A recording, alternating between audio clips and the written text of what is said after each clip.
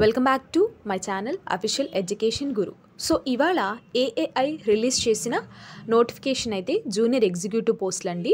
So 224 పోస్టులు అయితే release చేయడం జరిగింది. సో ఏఏఐ అంటే ఏంటంటే airports authority of India. So వాళ్ళు 2025లో మనకి కొన్ని పోస్టులు అయితే రిలీజ్ చేశారు. సో అందులో జూనియర్ ఎగ్జిక్యూటివ్ పోస్టులు అయితే మెయిన్గా మనకి రిలీజ్ చేశారు.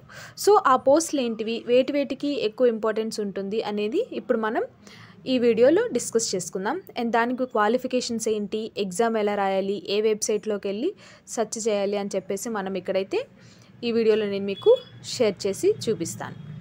సో ఫస్ట్ వచ్చేసి airports authority of India AAI పోస్టులు వచ్చేసి junior assistant and senior assistant. So ఇవి 2 పోస్టులు అయితే ఉన్నాయి. నెంబర్ ఆఫ్ పోస్టులు వచ్చేసి 224.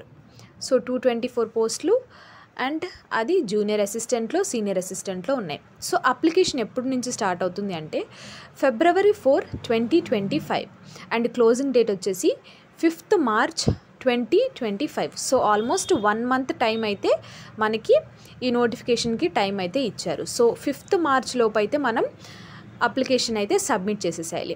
సో మినిమం ఏజ్ వచ్చేసి 18 years అండ్ మ్యాక్సిమం ఏజ్ వచ్చేసి 30 years.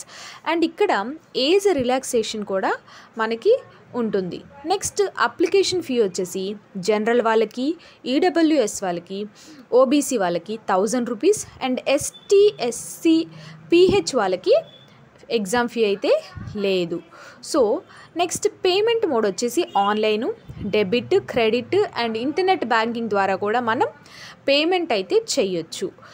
సో ఇది అండి. సో అఫీషియల్ వెబ్సైట్ వచ్చేసి https://www.aai.airo/ సో ఇదైతే వెబ్సైట్లోకి వెళ్ళి మనం అప్లికేషన్ అయితే అప్లై చేసుకోవాలి అండ్ పేమెంట్ కూడా మనం అప్పుడే పే చేసుకోవాలి.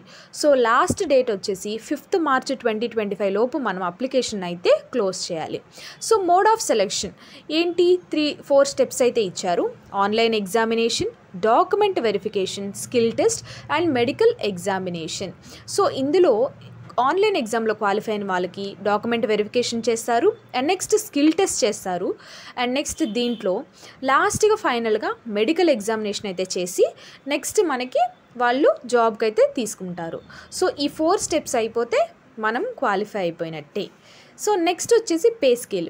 జూనియర్ అసిస్టెంట్కి అయితే 31,000 నుంచి 92,000 వరకు అయితే పే స్కేల్ అయితే ఉంది. నెక్స్ట్ సీనియర్ అసిస్టెంట్కి అయితే 36,000 నుంచి 1,10,000 వరకు వీళ్ళైతే మనకి ఇస్తున్నారు. సో పోస్ట్ల వైజ్గా మనకైతే శాలరీ పే స్కేల్ అయితే వీళ్ళు ఇక్కడైతే మనకి ఇచ్చారు. సో నెక్స్ట్ వచ్చేసి